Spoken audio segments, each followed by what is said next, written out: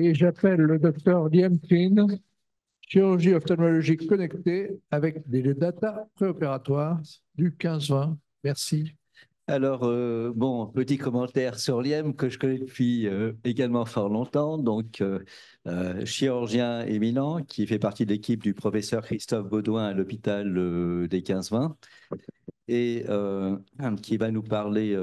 Il est aussi secrétaire général de la société savante Saphir. Donc, nous avons encore une fois pas mal de membres de la Saphir ici présents et également des membres, je le précise, de la NGO. Qui nous font le plaisir de leur présence également, ce qui est assez formidable. Pratiquement, il y a toutes les générations donc, qui sont présentes. Alors, Liem, alors on parlait tout à l'heure des data, de l'utilisation des data, et donc Liem va nous parler de l'utilisation des data, de la chirurgie ophtalmologique connectée avec des data préopératoires. Mon cher Liem. Merci beaucoup. Je voudrais remercier Jean-Pierre Rosenbaum pour son invitation. Je suis très heureux d'être parmi vous. Monsieur le Président, Monsieur le Secrétaire perpétuel, chers membres de l'Académie, chers collègues, je vais en effet vous parler de la chirurgie ophtalmologique connectée avec les data préopératoires. La chirurgie ophtalmologique connectée repose sur une connectivité entre les examens de consultation ainsi que le bloc opératoire. Ça consiste à rattacher les images préopératoires avec les données opératoire au microscope en temps réel. Ça permet de s'affranchir des marquages manuels qu'on faisait avant qui étaient peu précis et ainsi on améliore la précision chirurgicale, l'ergonomie de l'acte et les résultats visuels. Je vais vous montrer les applications de la chirurgie ophtalmologique connectée à travers deux disciplines que sont la chirurgie de la cataracte dans un premier temps et ensuite la chirurgie réfractive cornéenne au laser. Commençons par la chirurgie de la cataracte connectée, qui s'illustre parfaitement avec les implants toriques. Les implants toriques sont les implants intraoculaires qu'on utilise dans la chirurgie de la cataracte, qui permettent de corriger l'astigmatisme cornéen en alignant l'axe de l'implant torique avec le méridien le plus cambré de la cornée. Et l'efficacité de ces implants toriques repose sur leur placement dans le bon axe, tout en corrigeant la cyclotorsion naturelle de l'œil. Alors, qu'est-ce que c'est que la cyclotorsion naturelle de l'œil ? Eh bien, c'est-à-dire que quand le patient va s'allonger, se met en position allongée, eh bien, l'œil peut tourner, il y a un petit mouvement de rotation. C'est pour ça qu'il faut prendre les mesures, non pas quand le patient est allongé, mais quand il est assis. Parce qu'en s'allongeant, il peut tourner, on peut se tromper d'axe. Il faut donc une précision absolue dans l'axe de mise en place de l'implant torique, car 10 degrés de décalage par rapport à l'axe ciblé peut provoquer 30% de sous-correction de l'astigmatisme.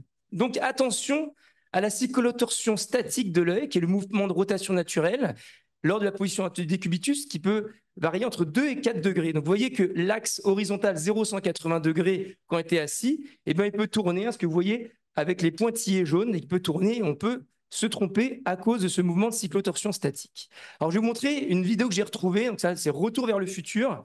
C'est une vidéo qui date d'il y a 10 ans, que j'avais faite il y a 10 ans, pour montrer à l'époque comment on faisait quand on n'avait pas encore la chirurgie connectée. Alors, c'est une méthode un peu archaïque, mais c'est ce qu'on faisait réellement il n'y a pas si longtemps que ça. Pour pouvoir faire le marquage, on demandait au patient, au bloc opératoire, de s'asseoir. Déjà, le patient est assis, il est déjà un peu sédaté.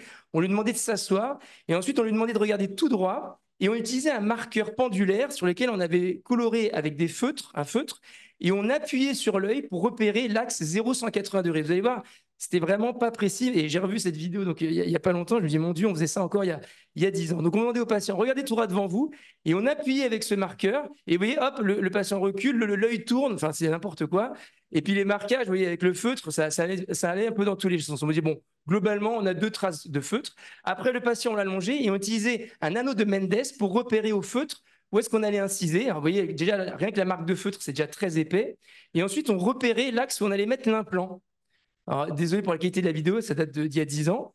Et ensuite, on incisait là où on avait mis le repère au feutre. Donc, vous voyez, c'était quand même pas du tout précis. Et ensuite, on mettait l'implant torique dans l'axe, mais l'axe qui était représenté par ces 2 grosses marques de feutre. Vous voyez, c'est quand même pas très élégant. Et on le mettait dedans. Mais bon, écoutez, ça marchait. C'est tout ce qu'on avait à l'époque. Donc, c'était avant. Voilà. Et cette technique avait quand même un inconvénient. Déjà, il fallait mettre le patient assis. On perdait un peu de temps. Ce n'était pas agréable du tout pour le patient. Je devais demander à quelqu'un de tenir le patient. J'avais peur qu'il tombe par terre.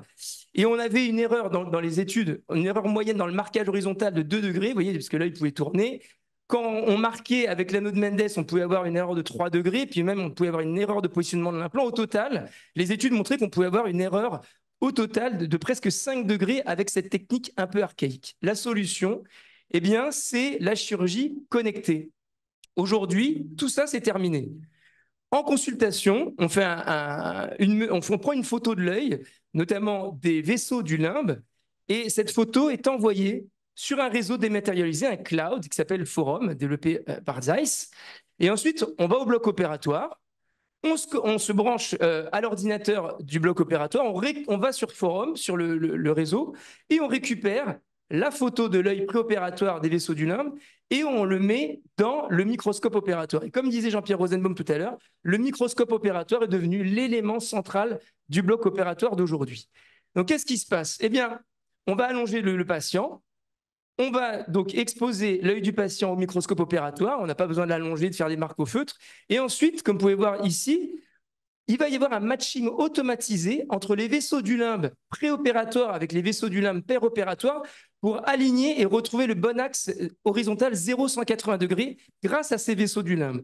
Et ça permet ainsi de s'affranchir de la cyclotorsion, même si l'œil a tourné. Vous voyez, par exemple ici, eh bien, on a trouvé une petite cyclotorsion, puisque l'axe horizontal en pointillé jaune est ici. Grâce au repérage, on a bien retrouvé les vaisseaux du limbe préopératoire par rapport à péropératoire. Dans le microscope opératoire, on a une injection d'image dans un des deux oculaires avec un véritable guidage chirurgical assisté par ordinateur. On aura dans l'oculaire du microscope opératoire les axes, l'axe où on doit inciser, le capsulorhexis et l'axe où on doit placer l'implant. C'est ce que disait Jean-Pierre tout à l'heure, la réalité augmentée, c'est-à-dire une vue directe, réelle, augmentée avec des données dans le microscope opératoire. Je vais vous montrer une vidéo de chirurgie en direct qu'on réalise souvent à l'hôpital des 15-20. Donc, je suis équipé des lunettes 3D. Vous allez voir, c'est le système 3D dont parlait tout à l'heure le professeur Marc Muren. Et je vais vous montrer voilà, l'application totale entre le microscope opératoire, la phacoemulsification, le 3D et la chirurgie connectée. Voilà comment ça se passe. Donc, j'ai les lunettes 3D, je me place, je regarde l'écran, il y a le matching préopératoire, péropératoire, et l'ordinateur va repérer l'axe 0,180 degrés. J'incise là où l'ordinateur me dit d'inciser, je fais mon capsulorhexis. Ensuite, je vais faire la phacoemulsification, dont parlait le professeur Monet tout à l'heure. Donc, extraire le cristallin avec ce fameux comulsificateur et aspirer les différents fragments. Vous voyez, la chambre se tient très bien, c'est très stable. Et ensuite, on va pouvoir mettre l'implant torique et c'est l'ordinateur qui va me dire exactement où est-ce qu'il faut que je mette l'implant. Il n'y a plus de traces de feutre, c'est extrêmement précis. Et il faut que je mette l'implant, voilà, aligné selon les 3 traits bleus que vous voyez. Donc, il va falloir que je mette l'implant et que je tourne l'implant et que j'aligne les marques de l'implant par rapport à ces traits bleus. Et c'est dans le bon axe où il faut que je le mette, en ayant corrigé la cyclotorsion naturelle de l'œil. À l'arrivée de cette technologie, j'ai fait une série personnelle où j'ai comparé les décalages d'erreurs de placement de l'implant par rapport à son placement post-opératoire, par rapport à ce qui était visé au départ. Et j'ai comparé le groupe de chirurgie connectée par rapport au groupe de chirurgie de marquage manuel à l'ancienne, comme vous pouvez voir au feutre. Et bien dans le groupe marquage manuel, on avait une erreur de décalage d'implant de 4,7 degrés et en chirurgie connectée, une erreur de 3,6 degrés. Donc, ce n'était pas significativement différent. Néanmoins, on avait moins de variabilité dans le groupe chirurgie connectée, ce qui veut dire que c'est quand même une chirurgie plus reproductible. Voilà, j'en ai fini avec la partie chirurgie de la cataracte et maintenant, je vais passer à la chirurgie réfractive cornéenne au laser, qui est connectée de la même manière que ce que je viens de vous montrer en chirurgie de cataracte. Cette chirurgie connectée permet d'améliorer la précision de la correction de l'astigmatisme au laser en corrigeant également la cyclotorsion de l'œil. On prend une photographie, cette fois-ci, de l'iris en préopératoire et non pas des vaisseaux du limbe. Et ensuite, sous le laser, il y aura un matching automatisé avec l'image péropératoire du microscope. Et ainsi, le laser va pouvoir aligner de façon optimale le traitement du laser excimer dans le bon axe du méridien à traiter en corrigeant la cyclotorsion. Alors, pour ceux qui ne sont pas familiers avec la chirurgie réfractive, comment ça marche? Eh bien, la chirurgie réfractive au laser, on procède à une photoablation au laser excimer. Le laser excimer, c'est un laser qui va raboter la cornée dans un axe précis pour remodeler un méridien en très précis. Il faut être très précis parce que 10 degrés de décalage, comme je l'ai montré tout à l'heure, peut provoquer 30% de sous-correction de l'astigmatisme en cas de cyclotorsion. Vous voyez, c'est la topographie d'un patient à traiter et le laser doit raboter dans la zone rouge, dans l'axe 0 degré. Mais si on traite comme ça et que le patient, en s'allongeant, son œil tourne, comme vous pouvez voir avec la cyclotorsion, eh bien, le traitement au laser excimer ne sera plus aligné dans le bon axe du traitement et donc l'astigmatisme sera moins bien corrigé. Alors, comment on fait en pratique? Eh bien, on prend une image de référence en consultation avec un topographe et on prend une photo de l'iris. Donc, vous voyez l'iris ici avec ses cryptes iriennes. Et cette photo est envoyée sur un réseau dématérialisé du laboratoire Alcon. Et ensuite, au bloc opératoire, je récupère sur le laser la photographie de l'iris qui était sur le réseau dématérialisé et j'ai fait ma petite programmation. J'ai marqué voilà, moins 0,25 de myopie, moins 2,75 d'astigmatisme. Voilà la photo de l'œil de l'iris en préopératoire.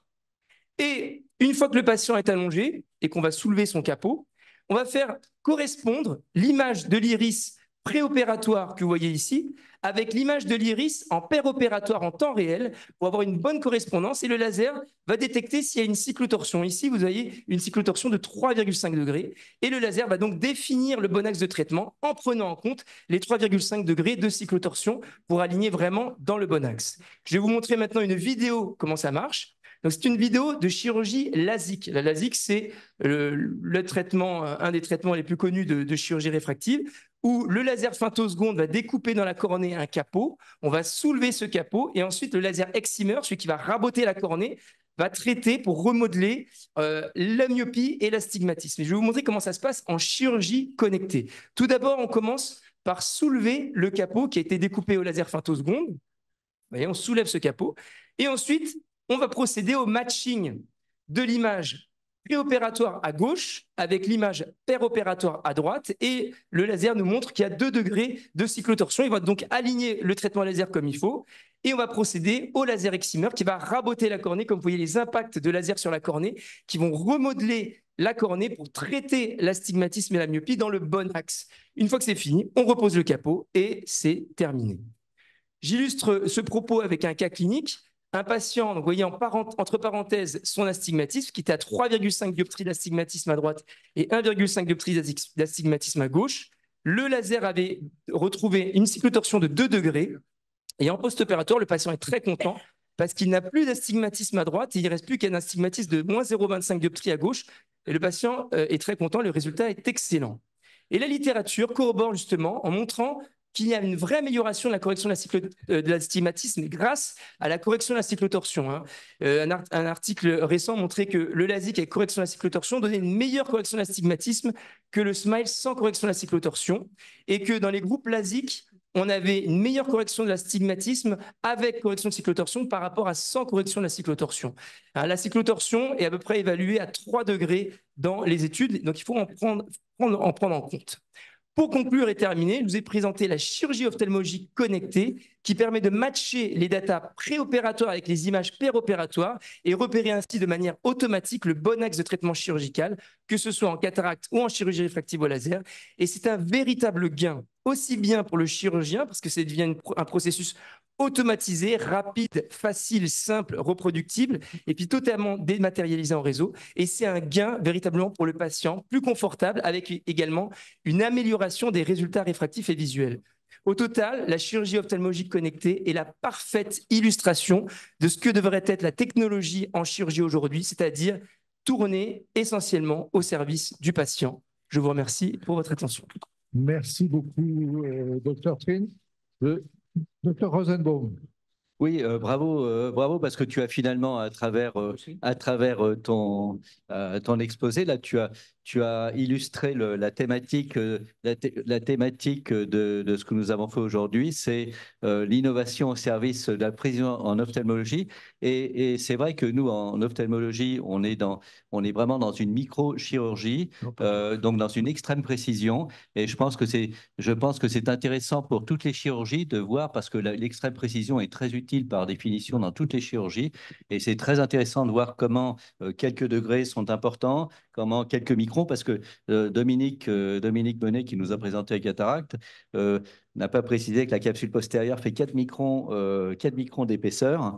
Donc voilà, on l'effleure et on la rompt. Donc c'est tout le challenge. C'est une chirurgie, des chirurgies qui marchent bien, mais dans lequel on est habitué finalement, nous sommes formatés à travailler au 100 microns. La petite pellicule qui a montré Liem à l'instant, là, qui est soulevée, ça fait 100 microns d'épaisseur. Et c'est vraiment très, très intéressant parce que cette même précision va être justement utile dans toutes les chirurgies. C'était le commentaire que je voulais dire et te féliciter parce que c'est vrai qu'on voit aussi le microscope qui devient l'élément crucial, l'élément fondamental, puisque finalement, il y a toutes les données préopératoires, et c'était parfaitement bien illustré. Je te remercie. Professeur Eric Sayem. Liem, je voudrais te féliciter. J'ai appris beaucoup de choses dans ta communication. C'était un vrai cours, mais je voudrais surtout m'adresser aux académiciens qui ne connaissent pas Liem Trin. J'ai eu la chance de l'avoir comme interne il y a une vingtaine d'années maintenant, à peu près, à Créteil. Mis à part les compétences technologiques et techniques, c'est un homme d'une grande qualité humaine et surtout d'une grande élégance, non seulement vestimentaire, mais humaine. Et je dis que les patients ont une grande chance de t'avoir. Merci. Et je tiens à dire que le professeur Souyed m'a beaucoup enseigné en chirurgie de cataracte. Il est très connu en rétine, mais je tiens à saluer son enseignement chirurgical au bloc opératoire auprès des internes. Et vraiment, je m'en souviendrai toujours et je serai très reconnaissant de ce que tu m'as appris au bloc opératoire notamment. Docteur Trin, je vais mettre quand même une restriction. Vous n'avez pas la cravate de l'académie. Pour être plus élégant, J'espère c'est nécessaire. j'espère un jour. Vous pouvez vous améliorer. Et vous allez vous améliorer. Professeur Benamou, qui est lui à la cravate. Moi, j'ai mis la cravate parce que c'est un must ici. Hein. Donc, je vous invite tous à en avoir une. En l'occurrence, vous avez parlé d'un sujet qui nous intéresse au plus haut point, puisque, comme vous le savez, 28-29 novembre, 27-28 novembre prochain, avec Jean-Claude Couffinal, nous organisons le congrès Chirurgie 4.0, c'est-à-dire la chirurgie connectée. C'est vraiment ce que vous avez traité. Donc, vous êtes obligatoirement invité d'honneur dans votre discipline. Vous illustrerez parfaitement ce que nous voulons démontrer pour l'ensemble des disciplines chirurgicales, les 13 disciplines que porte l'Académie nationale de chirurgie. Merci, professeur Benamou. Monsieur le secrétaire perpétuel qui a lui à la cravate. Oui, d'ailleurs, les membres du collège, les membres du collège masculin sont invités à acquérir cette cravate de l'Académie avec l'autorisation du président. Et puis, non, mais alors, bon, je ne pensais pas me lancer dans le e-commerce, mais mesdames, il y a aussi le foulard. Donc, il n'y a pas de problème.